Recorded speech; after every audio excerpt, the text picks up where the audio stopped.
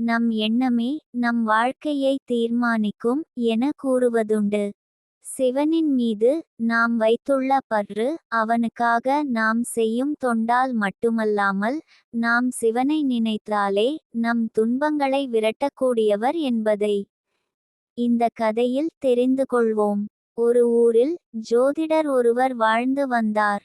அவர் ஜோதிடத்தில் எல்லா நுட்பமான விஷயங்களையும் அறிந்த நிபுணத்துவனாக விளங்கினார். அவர் ஒருவரின் ஜாதகத்தை பார்த்து சொன்னால் அது அவனை படைத்த பிரம்மாவே சொன்னது போல மிக துல்லியமாக இருக்கும். அவரிடம் ஒரு ஏழை விவசாயி வந்தான். தன் வறுமையிலிருந்து எப்படி மீள்வது என்று தெரியாமல் மிக மன உளைச்சலுடன் ஜோதிடரை பார்த்து தன் எதிர்காலம் எப்படி இருக்கும் என்பதை தெரிந்து கொள்ள வந்தான். ஜோதிடரிடம் தான் மிகவும் வறுமையில் உள்ளேன், எனக்கு 2 பெண் குழந்தைகள் வேறு. நான் எப்படி என் வாழ்க்கையையும் என் குழந்தைகளையும் கரை சேர்க்கப் போகின்றேன் என தெரியவில்லை.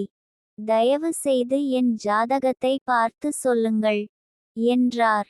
அந்த ஜோதிடரும் விவசாயின் ஜாதகத்தை பார்த்தார், கட்டங்களை ஆராய்ந்தார், சோழிகளை உருட்டினார். உடனே ஜோதிடரின் முகம் சுருங்கியது. உடனே அந்த ஜோதிடர் தனக்கு இன்று மிக முக்கிய வேலை உள்ளது. உன் ஜாதகத்தை சற்று ஆராய வேண்டியுள்ளது. அதனால் நாளை இதே நேரத்தில் வந்து உன் ஜாதக பலனை அறிந்து கொள் என கூறினார். அப்படியா, இப்போது ஜாதகத்தை பார்த்ததற்கு ஏதேனும் தரணுமா என கேட்டார்.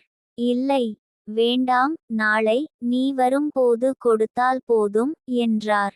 விவசாயி தன் மனசஞ்சலம் அகலாமல் அங்கிருந்து புறப்பட்டார். ஜோதிடரின் மகள் அங்கு வந்து, தந்தையே, அந்த ஏழை விவசாயின் ஜாதக பலனை ஏன் கூறவில்லை என வினவினாள்.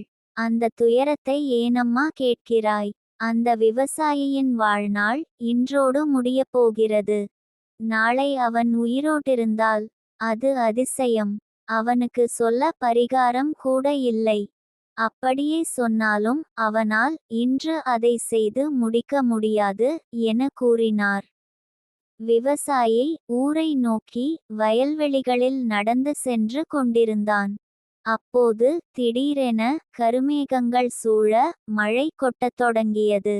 ஒதுங்க கூட இடமில்லாமல் பொட்டல் காடாக கிடந்த இடத்தில் ஒரு மண்டபம் போல் அவனின் கண்ணில் தென்பட்டது. மழையிலிருந்து காத்து கொள்ள உடனே அங்கு ஓடினான். அருகில் சென்று பார்த்த போதுதான் அது ஒரு சிதிலமடைந்த சிவன் கோயில் என தெரிந்தது. ஈசன் குடியிருக்கும் இந்த கோயில் இப்படி சிதிலமடைந்து காணப்படுகின்றதே, இதை யாரும் கண்டுகொள்ளவில்லையா என மனம் நொந்து போனார். என்னிடம் மட்டும் நிறைய பணம் இருந்திருந்தால் இந்த கோயிலை புதுப்பித்து கும்பாபிஷேகம் செய்து கோயிலுக்கு தேவையான அனைத்தையும் செய்து அற்புத ஆலயமாக மாற்றியிருப்பேன் என நினைத்தார். அதுமட்டுமல்லாமல் தான் மனதில் நினைத்ததை தன் கண்ணை மூடி நடப்பது போல மனதில் நினைத்து கோயில் சீரமைப்பது போலவும், கும்பாபிஷேகத்திற்கு புரோகிதர்கள் அமர்ந்து வேத மந்திரங்கள் முழங்குவது போலவும், கும்பாபிஷேகத்திற்கான தீர்த்தத்தை குடங்களில் சுமந்து ஊர்வலம் செல்வது போலவும் தன் சிந்தனையை ஓடவிட்டார். அந்த சிந்தனையிலேயே தன் கண்களை திறந்து பார்த்தார். அவரின் தலையின் மேல் ஒரு கருநாகம் அமர்ந்து அவனை தீண்ட தயாராக இருந்தது.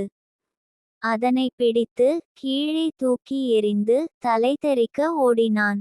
இடியும் மின்னலும் வெட்ட, அதில் ஒரு மின்னல் அந்த சிதிலமடைந்த கோயில் மீது விழுந்து மேலும் உருக்குலைத்தது. அதில் ஒரு கல் சிதறி வந்து விவசாயின் தலையில் அடித்தது. இருப்பினும் சிறு காயங்களுடன் அந்த விவசாயி உயிர் தப்பி பிழைத்தான். மறுநாள் அந்த விவசாயி ஜோதிடரை காண வந்தார். அவரை பார்த்ததும் ஜோதிடர் அதிர்ச்சியில் உறைந்தார். அவர் எப்படி உயிர் தப்பினார் என தெரியாமல் திகைத்தார். இவன் உயிர் தப்ப வேண்டுமானால் ஒரு சிவாலயம் கட்டி அதற்கு கும்பாபிஷேகம் செய்த புண்ணியம் பெற்றிருக்க வேண்டும் என ஜோதிட நூல்களில் பரிகாரம் குறிப்பிட்டுள்ளதே.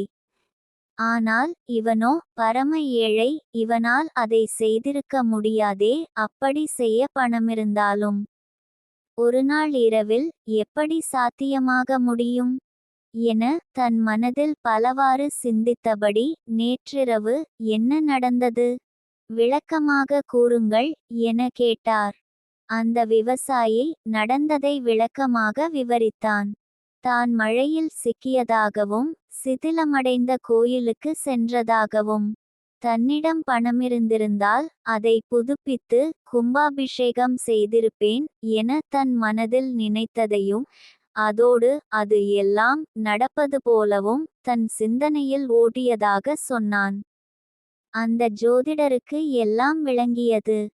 விவசாயி தன் மனதளவில் கோயிலை புனரமைத்ததும் கும்பாபிஷேகமுமே அவனுக்கு முழுமையான பலனை தந்து ஈசனருள் கிடைத்து அவனின் விதி மாற்றி எழுதப்பட்டதை உணர்ந்தான். இது உங்களுக்கு கிடைத்த மறுஜென்மம். இனி எந்த குறைகளும் உங்களை அண்டாது. நிம்மதியாக போய் வாருங்கள் என கூறி ஜோதிடர் அவரை வழி அனுப்பி வைத்தார்.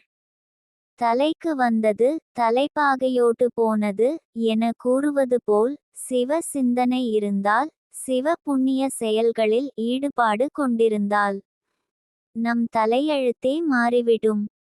சிவனின் நாமத்தை தொழுது சிவனை நம் சிந்தைக்குள் நிறுத்தினாலே நமக்கு எல்லாம் நன்மையடையும். ஓம் நம சிவாய.